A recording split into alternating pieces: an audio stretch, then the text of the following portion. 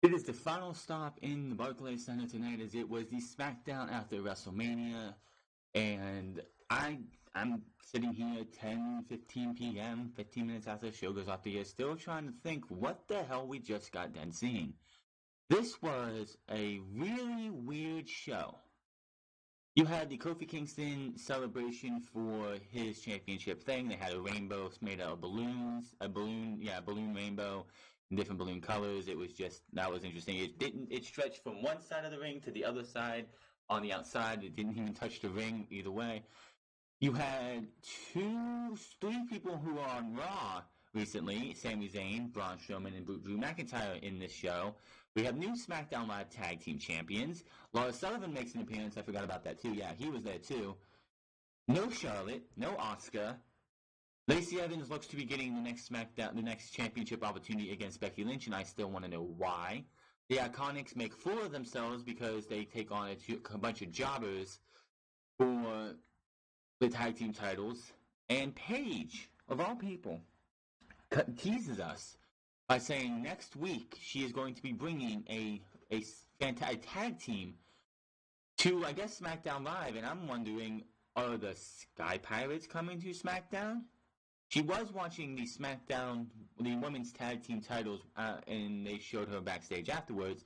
I was thinking maybe the Sky Pirates, because of that, and the fact that she's teasing a tag team coming to here next week.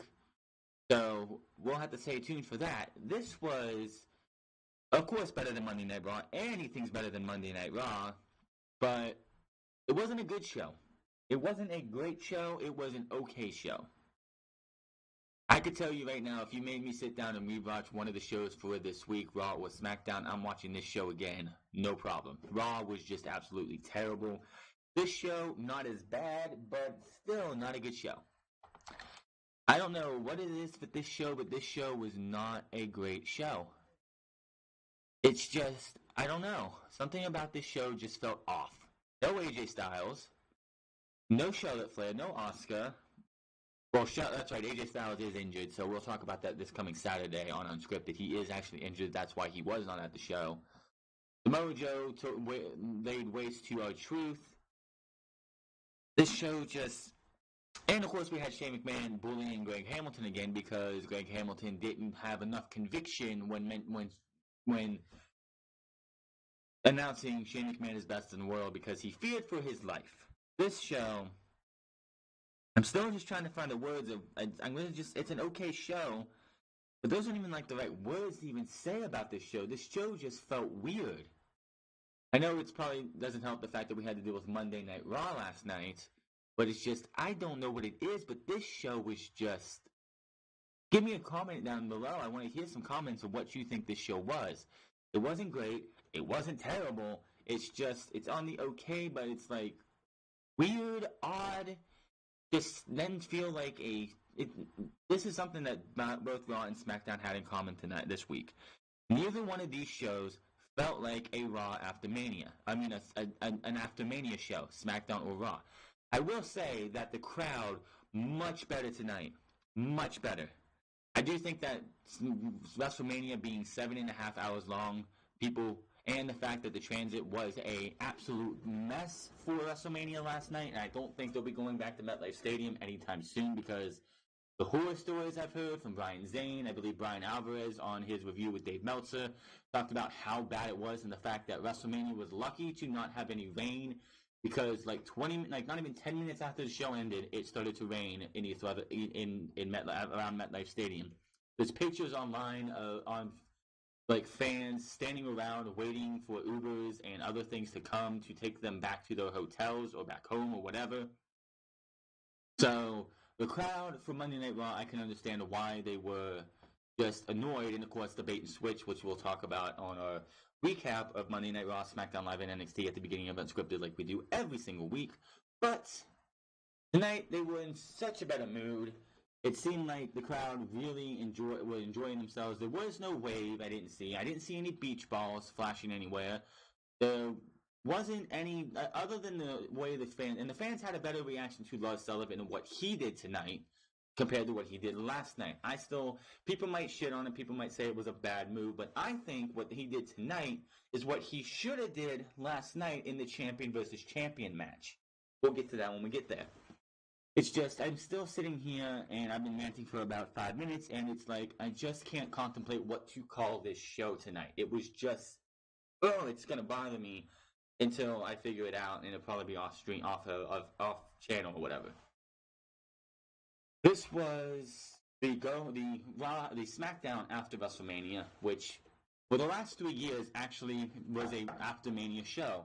Before the brand split, 2016 was the last time they had an after Mania SmackDown that was not live. When we went to up until the brand split in 2016, SmackDown for like the last 3 or 4 years had been a Raw highlight show or a Raw replay show. If you watched it, if you missed a match on Raw, like say Roman Reigns versus Seth Rollins, because back then Seth Rollins and whatever, if you missed it on Raw, you would get it on SmackDown. They would show highlights of what happened on Monday Night Raw. SmackDown didn't fucking matter. So when WrestleMania would come around, you didn't care about what happened on SmackDown because most people didn't watch the SmackDown. It was always Raw after Mania. And then the brand split happened. 2017 was the first SmackDown after Mania that was actually live. That was a good show. Unfortunately, I believe it was the next week after that, we got Jinder Mahal winning a six-pack challenge to challenge for the WWE Championship at Backlash, and we all know how that went. Last year's SmackDown after Mania, we got Carmella cashing in Money in the Bank to beat Charlotte Flair, who went off to get her breast fixed. And then tonight, we just had, I can't get my hands on it.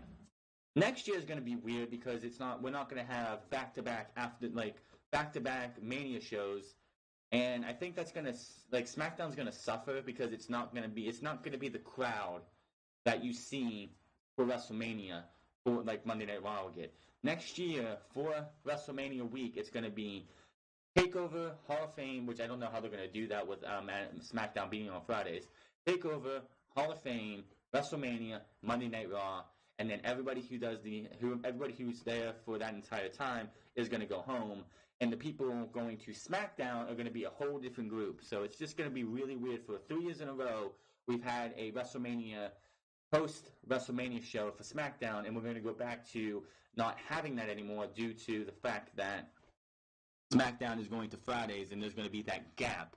We were going to have NXT Aftermath show for whatever the TakeOver is going to be in Tampa, which I actually don't know where they're going to go for that. I don't know any Tampa Bay, wherever the Tampa Bay Lightning play probably. But yeah, that's just going to be weird next year. This is the last time that SmackDown will have that after Mania crowd for probably ever, unless something happens and they get canceled on Fox and the USA Network or whoever gets them back and they go to Tuesdays again in competition with AEW. Well, let's see. We got the introduction from Big E, as usual. He says, in your 5-time chance and a new WWE champion, and feel the power, They're dressed for it. Tom says Kofi's family at ringside. We see stills from WrestleMania for Kofi winning the WWE Championship. No Daniel Bryan tonight either, so that was another one. Going to be interesting to see with the SuperStar Shakeup. As I said yesterday, there will be a SuperStar Shakeup preview prediction show on Sunday. Make sure to check that out. It was my best video all of 2018. Hope to have that and more coming into the SuperStar Shakeup this year. With what happened last night and what happened tonight, I have a feeling that the SuperStar Shakeup started early. I could be totally wrong, but with how things went, it just feels like the SuperStar Shakeup, and people, I don't know where this rumor, people are starting this. Even like What Culture's guys who were at these events were expecting Adam Cole in the Undisputed Era to show up last night and ruin the champion versus champion match. It's like, why would anybody want the Undisputed Era to come up? I guarantee you, within a month of them coming up, the Undisputed Era would be broken up and be wasted. Why would you want that death wish? And motherfuckers, Adam Cole is going to be NXT champion before the end of the year. There is no ifs, ands, or buts about it. They're going to have the Undisputed Era hold all the gold by the end of the year. It's just when and where. I'm predicting by TakeOver Toronto, if at TakeOver Toronto 2, Adam Cole is winning the NXT Championship. I'm just saying. But anyway, back to this.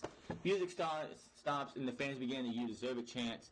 They had some different colors, purple and pink, purple and yellow on the turnbuckles. They had that rainbow of balloons from one side to the other over the ring.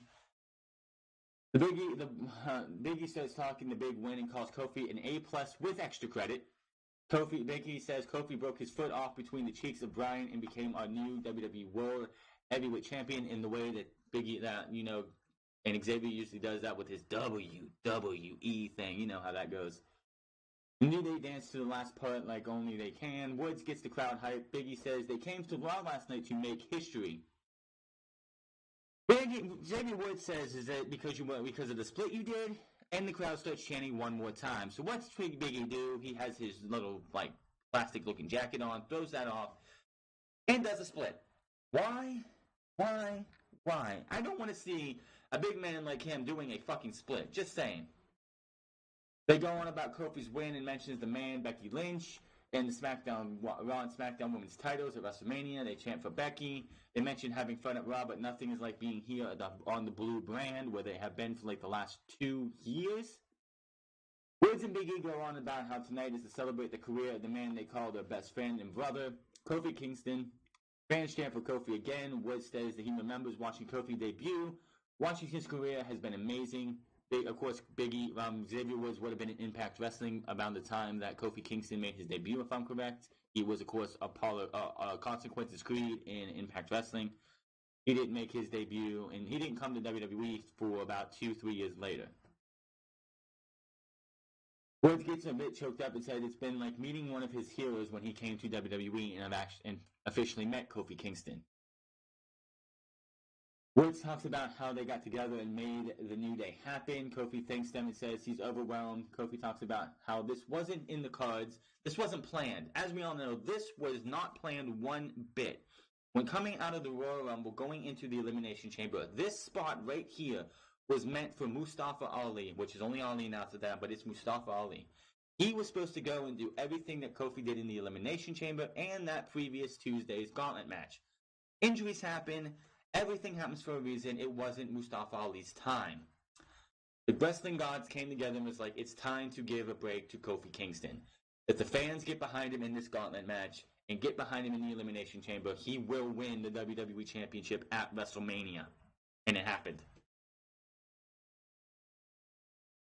Kofi thanks them and says, wasn't in the cards, but then he was given a special shout out to his family in the front row and asked them to stand up. Kofi goes on about his family as supported him unconditionally, thanks them and loves them, but the music out.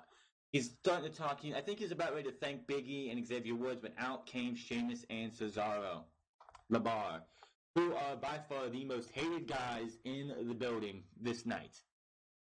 Sheamus says Kofi owes them for saving him from the Universal Champion Seth Rollins last night. Fans boo and says Cesaro says they said save Kofi from losing the WWE title last night. And the fans chanted with great passion, shut the fuck up. And I just fucking sat there and smiling like, yeah, that's fucking awesome. It just felt great to hear them say, shut the fuck up. Cesaro ends up proposing a 6-man tag match for tonight. The Big E wonders who their partner is. Sheamus says they made a friend when they went to Raw. And out comes Drew McIntyre. The teams face off as McIntyre's music plays. McIntyre and the bar on the ramp as they hype up tonight's show. The commentators do. First off, I'm like, fuck the brand split. I guess the brand split doesn't matter. Or is this just because the SuperStar Shakeup is next week? And the SuperStar Shakeup is going to hopefully solidify these roster moves. And outside of Becky Lynch, nobody is allowed. Outside of Becky Lynch and I guess the Iconics, nobody on Raw or SmackDown after next week is allowed to go from brand to brand. None of this shit. Aleister Black and Ricochet are going to have permanent homes. Lars Sullivan, EC3, Nikki Cross, Lacey Evans, Heavy Machinery are all going to have permanent homes, whether Raw or SmackDown.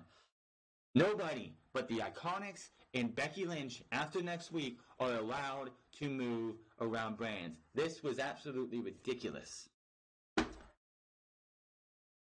The Hardy Boys will challenge the Usos tonight for the SmackDown Live Tag Team titles. If you heard me at the beginning of the show, you know how that match ended.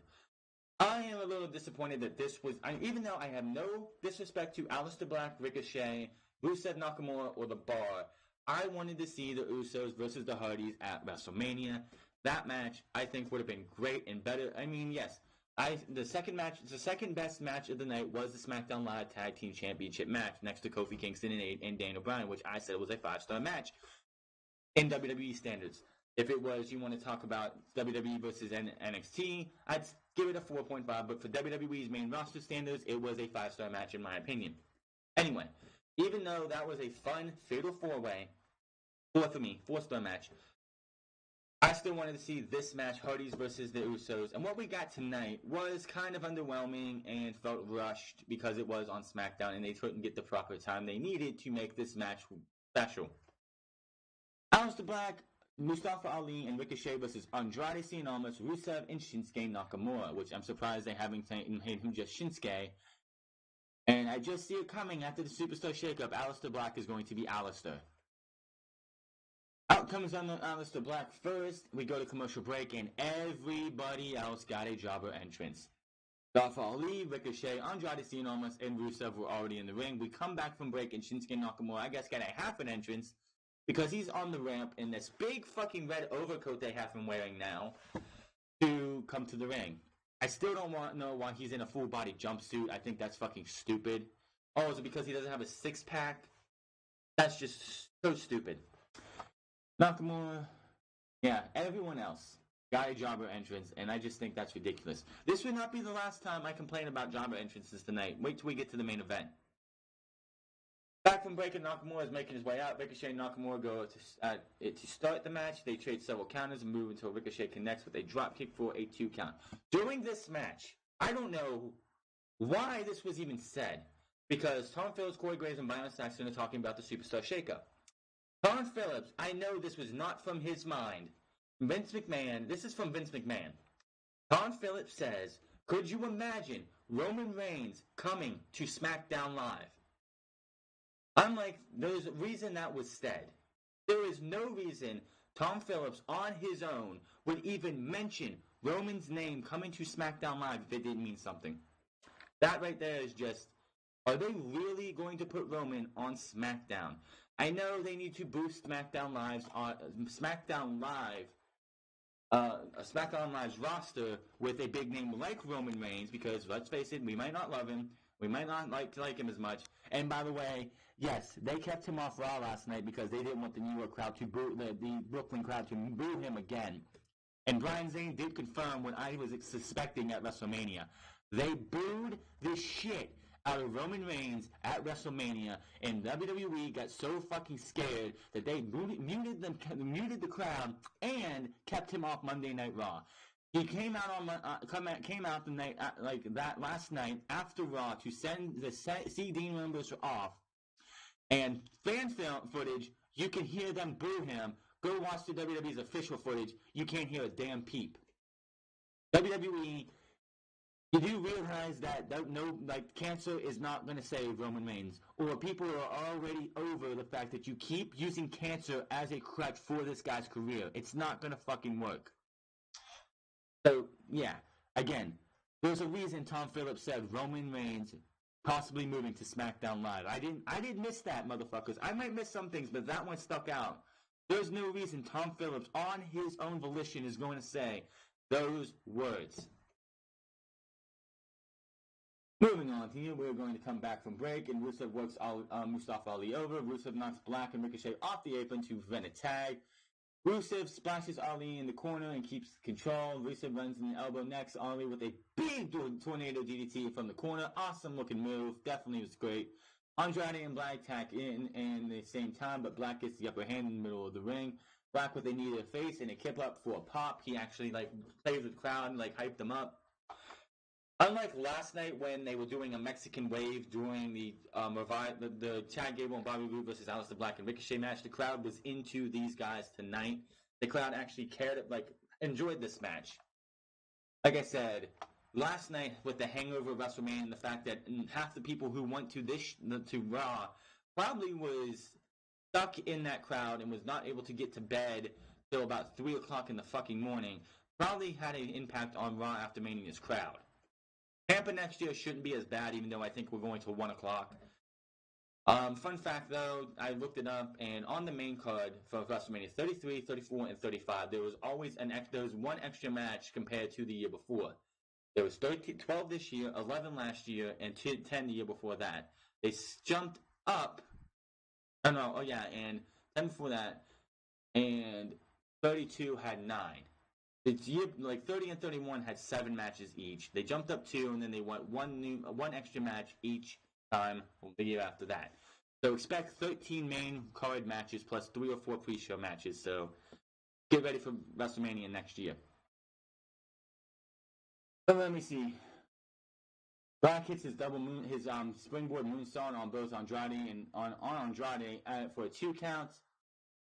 As Rusev and Nakamura break it up, Ricochet flies in with a double drop kick on the top from the top to Rusev and Nakamura. Ricochet runs the ropes and flies out to Rusev. Ricochet with a moonsault off of the barrier as Rusev moved out of the way from the shot to the outside. Nakamura with a big knee to Ricochet on the floor. Nakamura goes to the apron, but Black hits him with the Black Mass. Andrade rolls Black up for a 2 count, almost with a big elbow to the Black. Ali tags in with as almost sends Black outside. Ali with a spike, spikes almost into the mat with a Hurricane Rana. Ali goes up top, hits the 450, and I'm like, why does it have to be Andrade? Being honest, why does he have to take the pin? Why not Nakamura or Rusev? But 1, 2, 3, Ricochet, Ali. Ricochet, Mustafa Ali, and Aleister Black win. After the match, all kind of hell broke loose. After the match, Mustafa Ali is celebrating in the ring as his music hits. The others, including Black and Ricochet, are still on the outside recovering. All of a sudden, RKO out of nowhere. What the fuck?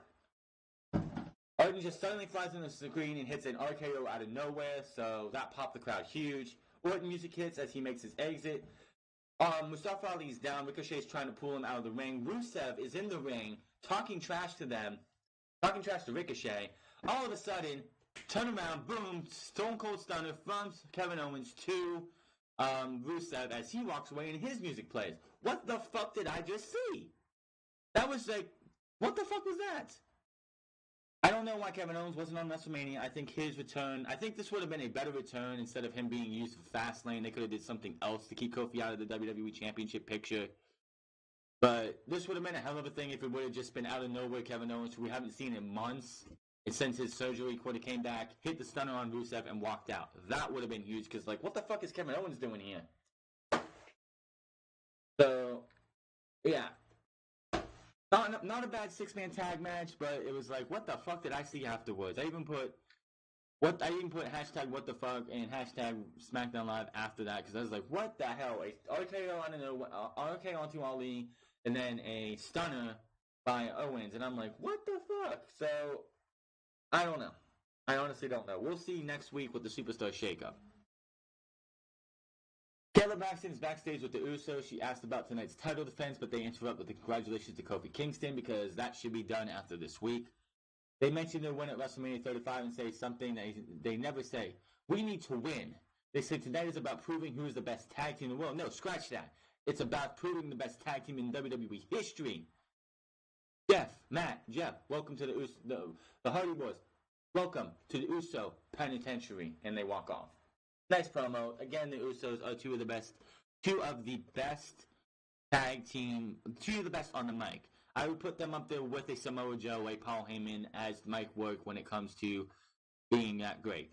Kofi Kingston, when he's serious, is also great on the mic. So is Biggie and so is Xavier Woods. When they're being goofballs and jack-offs, and it's not funny, but when they're serious, the New Day are actually really great on the mic as well. Of course, John Cena's in the league of his own.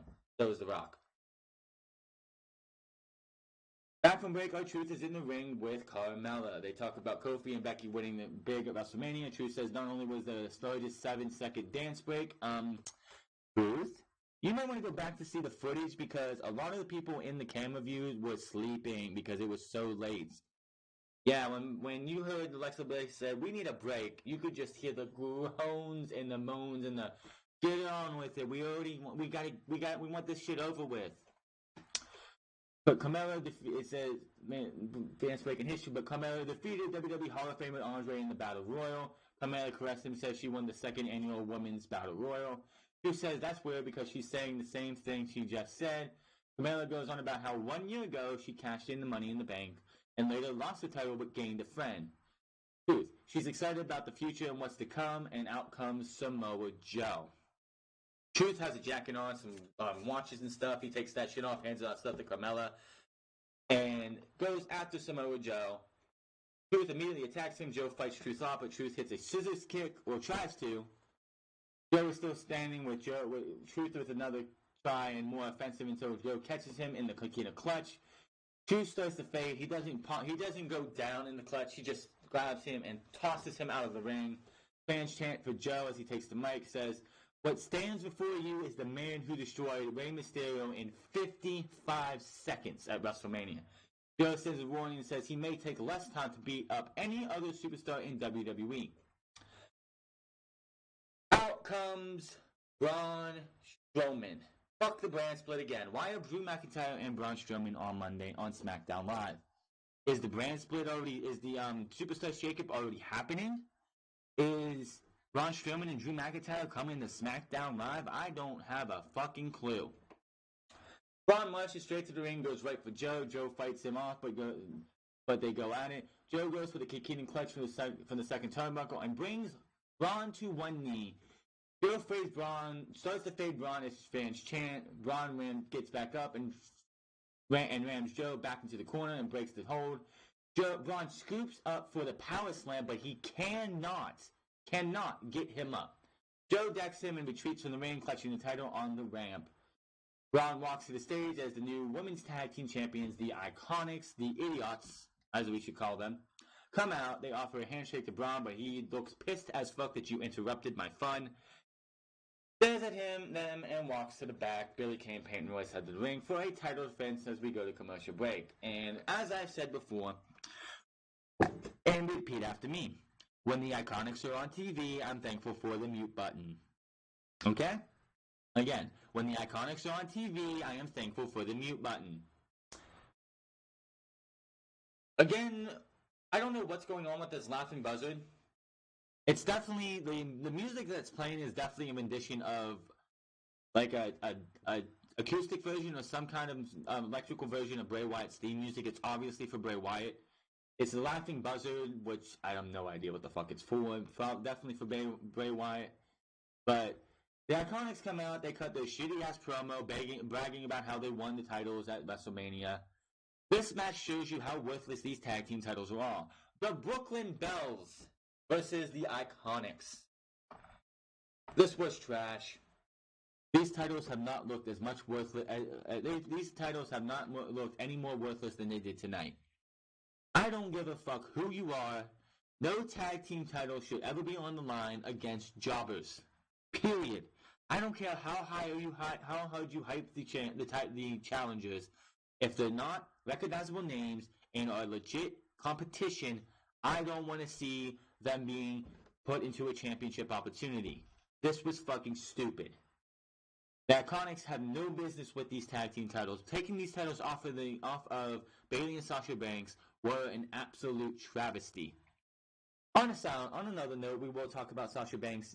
Like, she was supposed to be on the Wendy Williams show, I think, this morning, and she canceled because of personal reasons and put out a cryptic message. So we will go over that this Saturday and wonder and speculate what might be happening. They celebrate, and we see Paige watching backstage. Kayla Braxton approaches her and asks her what brings her here. Paige mentions this is SmackDown after WrestleMania, just 1 week away from SuperStar Shakeup. Paige says she wanted to get a look at the new women's tag team champions. She said they look impressive and jokes about them ending the undefeated streak of their opponents. She didn't get the name right. She said, "Kayla, get in here, just come out here." And she says she will be bringing a impressive tag team next Tuesday. And my first thought was, are the Sky Pirates being called up? Unless it's a tag team that I've never seen before, because Team Kick's still on the injury reserve.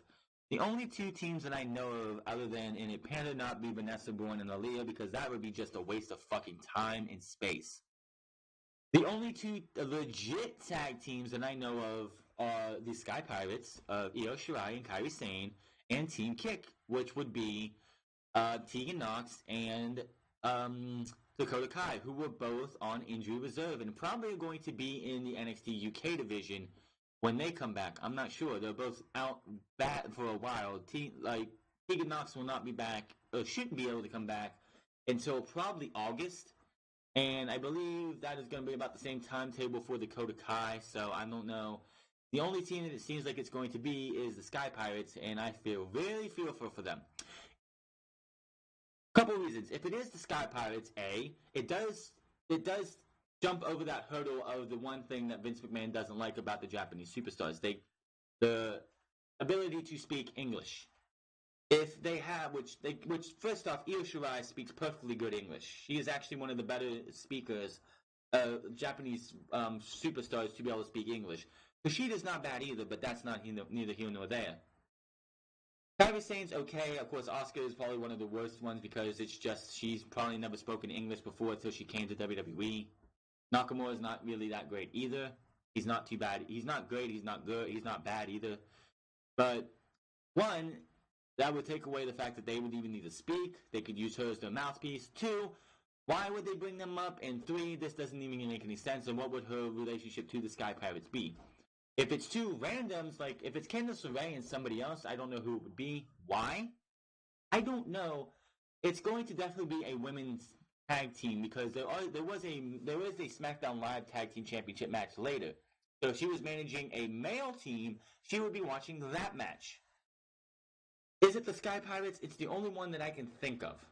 So I guess we'll have to wait and see until next week. And I guess it's definitely going to be a team from NXT. Who is it going to be? And hopefully it's better than Fire and Desire, who she brought up as Absolution 2 years ago and got off. That was so bad. Out comes Shane McMahon with his trophy. And Shane is in the ring, his Best in the World trophy. We see stills from his Falls Count Anywhere match win over The Miz. When you look back at that superplex from that height that they went to, the camera angle made it look like it was devastating. It was high up. When quite honestly, if you go back and look at it, Brian Alvarez, who was there at WrestleMania, did say that you could see that it really wasn't that high. They made it look like it was 15 feet. It was like only really like 8 or 9 feet, which is not that high. So quite honestly, and whatever they landed on was padded as hell. So it really wasn't that big of a. It really, if you look back at it on a second view, doesn't look as devastating as it did on first view, on live view. Shane says we had a good week, and next week will be even better with the Superstar Shakeup. He mentioned about Kofi, Seth, and Becky Lynch all winning, which of course shocked the hell out of each and every one of us who do this stuff on podcasting or anything, because outside of a select few, we all did not expect to see Kofi, Becky, and Seth Rollins all walk out with the win. It's one of those feel-good WrestleManias where you saw a lot of feel-good wins, even though the way Becky won felt a little lackluster. Shane says those thousands of people came to WrestleMania and tuned in for one reason, to see him take out The Miz. Fans, of course, boo him. Shane says now The Miz is in his rearview mirror, and The Miz isn't here tonight because he's tending to his dad, George. He starts chanting Mr. Miz. They boo Shane and start chanting Mr. Miz. Shane says George had the audacity at WrestleMania to come into the ring and aggressively put his hands up. Stepping into Shane, Shane says he couldn't believe it. He says Mr. Miz then punched him in his eye. I don't remember him actually doing that. I'm pretty sure Shane just kicked him in the stomach, and that was it. Shane is sporting a shiner, which definitely looked like it was makeup. And the camera gives us a close-up. Fans chant, "You deserve it." Shane says he had no choice but to defend himself, which is why he put George down. Shane says that 60-year-old baked potato face is in the sun, got exactly what he was coming to him. Shane said they found out he is exactly what he says he is, the best in the world. Shane says while we're talking about best in the world, Greg Hamilton, please come out this way. Come up here. Fans start chanting CM Punk, and Shane says, please. By the way, CM Punk did have some words on WrestleMania. We will talk about them. He talked about this whole best in the world thing, Becky Lynch, and Kofi Kingston, and his thoughts on those. And I agree with him 110% on Kofi Kingston. But we'll get to that on Saturday, so make sure to check that out. calls Greg into the ring and didn't like how Greg and Hamilton introduced him and asked what was going on. Greg says he came to the arena today and several WWE fans threatened him if he announced Shane is best in the world. Again, Greg said he would have little. He was a little afraid. Shane said this is Brooklyn after all, but this is the best city in the world because he, the best in the world, lives here. Shane says Greg doesn't need to worry about anyone but the person standing in front of him. Shane backs Greg into the ropes and has him announce him as best in the world. He does this multiple times. It wasn't good enough. It wasn't getting good enough. He grabs him by the tie and pulls him out to the ramp, and says, he kept making him try and he just wasn't doing good enough. Said you have one more shot at this, and if you don't get it right this time, the ramifications would not be good for you. He does, and fans boo some more, chant for Punk again. Shane tells Greg he did a great job, sends him back to the ring, and Shane dances a little bit, a few steps, and goes right to the back. We see what happened with Undertaker and Elias, and I'm like, well, here we go. SmackDown's going to become a Raw highlight show again, like it was for years on years. Not what I really want to see for SmackDown Live. So, and this is what people are like saying, let's merge the divisions, let's make this brand split end. Do you realize what that would do?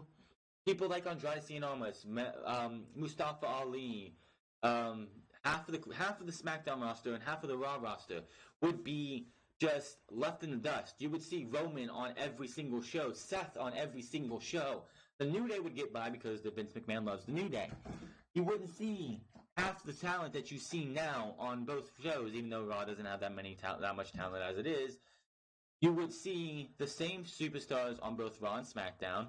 All the women outside of Becky Lynch, Charlotte Flair, and Lacey Evans would be fucked over because those three would be feuding over the women's championship. The brand split needs to stay intact because if you don't have the brand split, all the talent that you see right now would be dwindled down, and you would see repetition after repetition after repetition. You would see like Joe versus AJ, Joe versus AJ, Joe versus AJ, Seth versus Roman, Seth versus Roman, over and over and over and over again, and it would just be boring as fuck. But the SmackDown Tag Team title match, Hardy Boys versus the Usos. This match was short, and it feels like if they would have had this match at WrestleMania, this would have been probably still the second best match of the show. You couldn't have done anything to usurp Kofi Kingston and Daniel Bryan, especially with the fact that Becky Lynch and Charlotte Flair and Ronda Rousey were at the end of the show. And that match got tarnished because of all the botches and the fact that it was 12 o'clock at night when that match started, and did not end until 12:23. Definitely wasn't good. That match got tarnished because of that. Superfly Splash. Jeff kicks out just in time. The Usos can't believe he kicked out. The Usos go to the opposite corners for the splash. Double Us. Matt comes in to stop one of them. He gets kicked off. The Usos leap to do the splash, but Jeff moves and they collide. Matt tags in and goes for the twist of fate, but Jay, as the delete, can't start. Jeff tags in. Matt hits a twist of fate on Jay. Jeff goes to the top, hits the Swanton Bomb on Jay for the pin and the win. And Matt and Jeff Hardy have won every variation of the WWE Championships except for when they had the WWE Tag Team titles back in, I guess they have won every variation of the Tag Team Championships in WWE history. The World Tag Team titles, the WWE Tag Team titles, the Raw Tag Team titles, which of course were the WWE Tag Team titles, and the SmackDown Live Tag Team titles. They have done everything. They are 8-time Tag Team Champions. I believe Matt Hardy is a 10-time WWE Tag Team Champion. I would have to look up his things, but I'm pretty sure because he did win 2 Tag Team titles one set of Tag Team titles with MVP, and he won with Bray Wyatt last year, so I think he is a 10-time Tag Team Champion. After the match, the Hardys celebrate with the titles as the music hits. The Usos exit. Matt celebrates with some of his family at ringside, which I don't remember seeing that. Kayla Braxton comes into the ring looking to interview them when all of a sudden Lars Sullivan's music hits, and I'm like, okay. This is what we should have seen yesterday for the 2 champions, having this dominant force come in and destroy both the WWE and World Heavyweight Champion. And of course, I'm sure some cynics on WWE on Twitter, YouTube, Instagram, whatever, would have sit there and be like, how could you win this match by having this guy? He makes them both look like... That would have been better than what we got yesterday. I'm just saying. But he comes out. Matt and Jeff Hardy try to fight this guy off. Freak accident to Matt, I believe. No, freak accident to Jeff. Fallaway slam to Matt. And then diving headbutt to Matt Hardy. And that was that. Lars Sullivan leaves after beating the hell out of the Hardy Boys. Some people think that was a bad move. That makes the SmackDown Live Tag Team Champions look like losers. In my opinion, I could honestly tell you that is honestly not true. This actually makes Lars Sullivan look like better than what he did yesterday. Unfortunately, the crowd, and I fucking hate this chant, it's not his fault. The fans chanted, "You can't wrestle." The guy has come in and hit his freak accident on Jeff Hardy today, and Kurt Angle yesterday hit a flying headbutt from the top rope to Kurt Angle halfway across the entire fucking thing, and you're going to sit there and say this guy can't wrestle. Okay. It's not good. Look, it's not a good look for Lars Sullivan with the fact that the crowd is chanting, "You can't wrestle." And I still say that Lars Sullivan should not have been moved from NXT. He should have still been in NXT for a good while. And the fact that they took him out of NXT to bring him up, and then he had that anxiety attack, he was gone. He was home. He came home. Oh, he came up from the main roster, and he was gone from 3 or 4 months. This guy was supposed to make his debut, and we will talk about his attack on Kurt Angle last night, and what it was supposed to be back in January. This was not a good look, I guess, if you want to say, in the fact that fans were chanting, "You can't wrestle." But in my opinion, he poses while talking some trash back to the ring as the Hardys recover. This made him look a lot better than what he got last night. And again, like I said, the hangover from WrestleMania hurt that crowd more than anything, and the fact that bait and switch didn't help either. And the crowd was more lively tonight than they were on Monday Night Raw. So the Hardys got their asses kicked by Lars Sullivan. Not a problem with this. I think it made him look a lot better than what happened with Kurt Angle. Nobody cared. Kurt Angle was a beaten man who got beat by Baron Corbin the night before. Why would anyone care if Lars Sullivan came in and beat him down? Again, as I stated yesterday, and I'll reiterate it again, Lars Sullivan, like Kofi Kingston and Seth Rollins, should have been battling 20 minutes. They had like 30 minutes left in the show. 25 minutes let these guys battle. All of a sudden, Lars Sullivan comes down out of nowhere. If you wanted to, you could have lights go off, lights come back on, or lights go off. His music plays, we have the silhouette, and he just beats these guys down. Freak accident to both, diving headbutt to one of those guys, and then you have him come down and do the same thing this night. Would have made him look more like a killer. But we'll see what happens with Lars Sullivan, where he goes coming on at the SuperStar Shakeup. Do I see big things for Lars Sullivan in the end? Probably not. I think he's going to turn out to be like a Braun Strowman. They'll build him up, and then they'll tear him down for Roman Reigns. We'll get to that on Sunday. Back from break. And out comes Becky Lynch. We get some stills from her main event match. As the Becky 2 belt chants gets praised from the crowd. I'm really surprised she's even allowed to use to say Becky 2 belts. As we know, the word belts in strap has been banned in WWE for a long time. Vince McMahon does not like the word belt. And the fact that she's even allowed to say Becky 2 belts. I mean, if we want to chant Becky 2 belts, that's one thing. But the fact that she's even able to say it is kind of amazing. The fact that Vince McMahon actually lets that slide. Because I'm sure he wants to just throw something at the wall with the fact that she says that. Becky says it's been a big week and fans chant her name. She mentions doing exactly what she said she was going to do to Ronda Rousey and Charlotte Flair in WrestleMania main event. She goes on and gets the Becky 2 belts chant going. She says that sounded like cause of celebration, so that's what she tried to do on Monday. But let's see how that went down. We see the run-in with Lacey Evans and the fact that Becky Lynch no-sold the woman's right, which does not look good for Lacey Evans whatsoever. And I'll talk about that in a minute. Becky says the punch reminded her she had a double target on her back for both belts, and with the SuperStar Shakeup, she's pulling double duty until she loses one of those belts. Again, not, as far as we know, not a unification at all. It's just Raw and SmackDown Women's Champion until they feel otherwise. After we get done with this, I'll talk about what I think they're going to do and what rumors were coming out of WrestleMania, what was going to happen. Becky stops and poses as the fans. She is on the ramp, and we all know if you pose on the ramp, something's going to fucking happen. Just ask Johnny Gargano. She comes up the ramp and turns right around, and Lacey Evans comes out running with a woman's right into her face. Lacey stops and poses on the stage as her music hits. Becky recovers and stumbles around while watching Evans head to the back as we go to replay.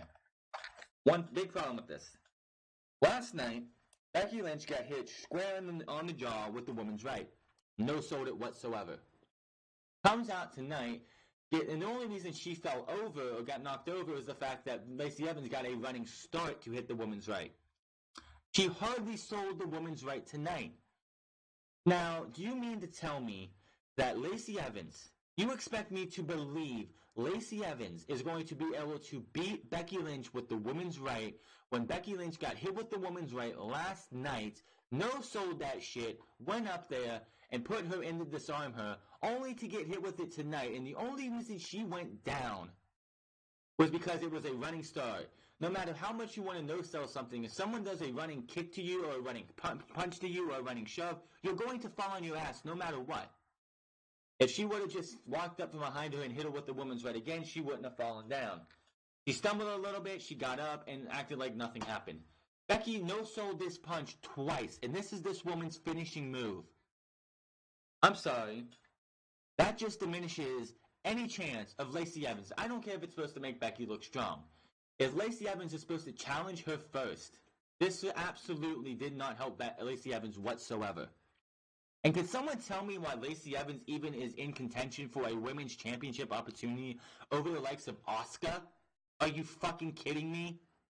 This is going to be this better be a fucking stopgap before we see Asuka or even Charlotte coming after Becky Lynch. Lacey Evans has no fucking business even being close to the women's championships. None at all. This Lacey Evans right now has not looked good at either one of these steps.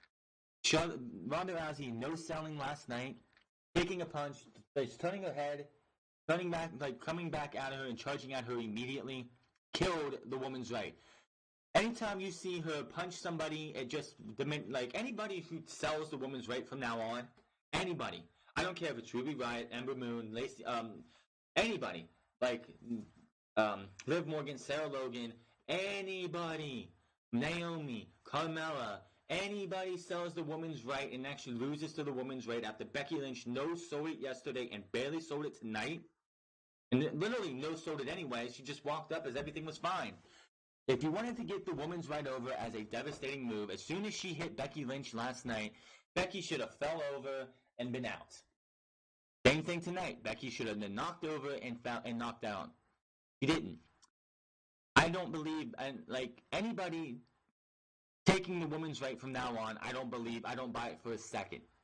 It's not it's the same finisher. It's just like the WMD, which is the Big Show's right hand. He hits somebody, they're fucking out. Nobody gets up from the WMD. But the woman's right, she hits the women's champion twice with that and Becky Lynch no-sells it as if it was not even a fucking thing? Are you kidding me? Any credibility that Lacey Evans could have had coming into this entire thing went out the fucking window last night and tonight didn't help her either. Anybody who tries to take Lacey Evans seriously after tonight, I don't know what to tell you. Now, the fact that Becky Lynch is a two-time champion right now, a double champion right now, if they're not unifying the titles, if they're not merging the divisions, if the SuperStar Shakeup, if we get too Money in the Bank, I have a feeling what they're going to do if they want to split these titles off. And the rumors coming into WrestleMania is that after WrestleMania, the big three are going to be Lacey Evans, in their minds, Lacey Evans, Charlotte Flair, and Becky Lynch. Why Lacey Evans is up there is beyond me. It's fucking pathetic. But what they could do, if you remember, I believe it was a WrestleMania, it was Kurt Angle versus Chris Jericho, I believe, versus Chris Benoit for the Eurocontinental Championships. It was a two-fall match. The first fall was for the European Championship, and the second fall was for the Intercontinental Championship.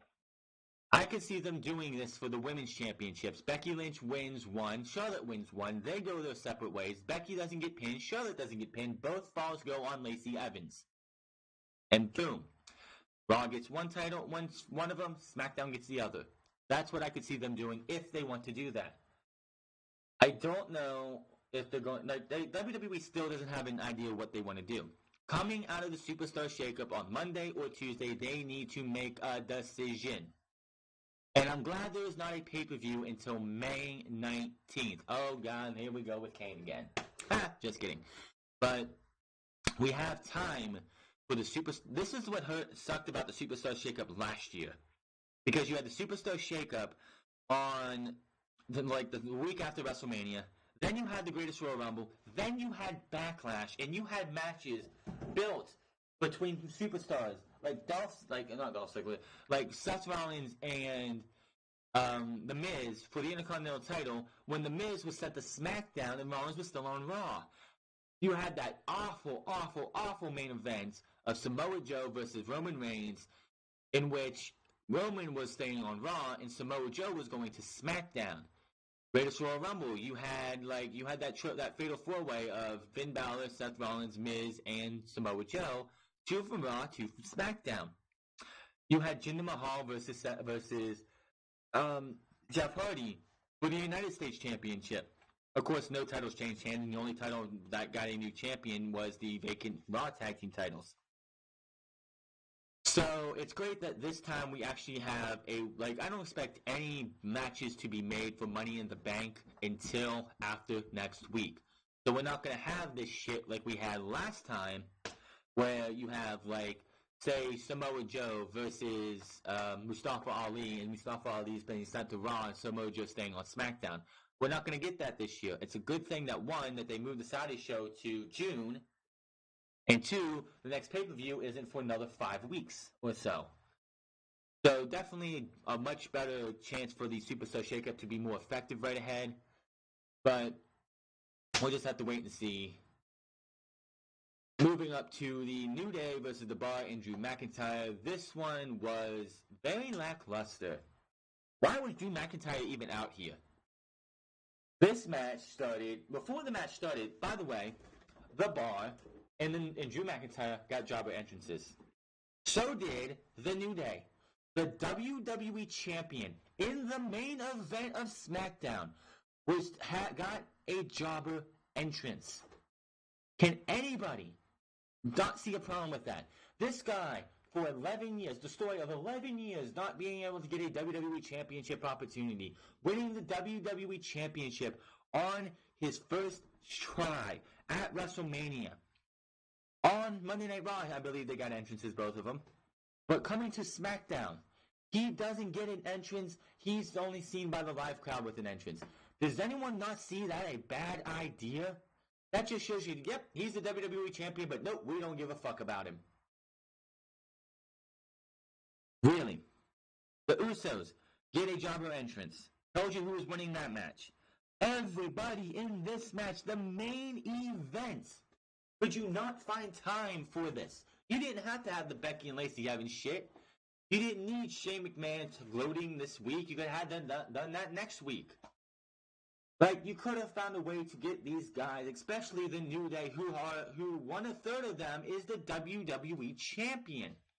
The WWE Champion should never enter as a jobber entrance. Are you kidding me? This is fucking stupid. That just shows that WWE gave him the championship and don't give two shits about it. Wow. Now, before the match started and everyone was in the ring already, Sami Zayn's music hits and out comes Sami Zayn. He fans sing his theme, and before he says anything, he just shakes his head and he's like, "You're not worth it," drops the mic and leaves. So that was about worthless.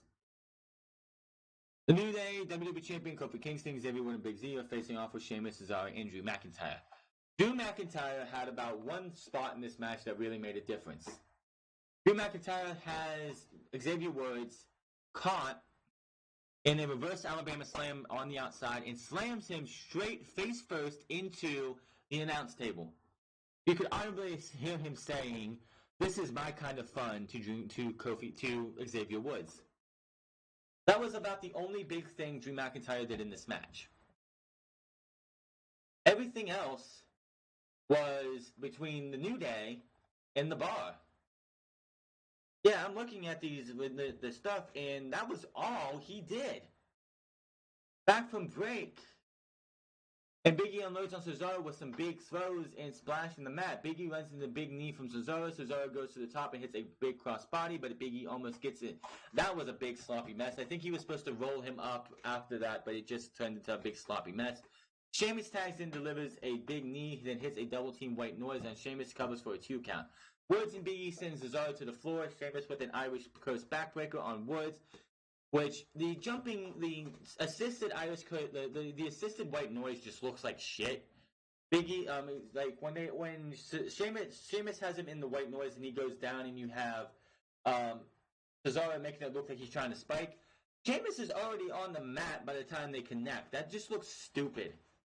Big E blocks a bro kick and hits a big clothesline. Kofi goes up top and leaps down the hill, and nails Sheamus in the middle of the ring. Kofi rallies fans and fights Sheamus off. Kofi runs the ropes and leaps out and drops Cesaro on the floor. Kofi comes back in and drops Sheamus. Sheamus avoids the Trouble in Paradise. Kofi slides out of a hole and hits the Trouble in Paradise on Sheamus for the 1, 2, 3, and that was that. Where the hell did Drew McIntyre go?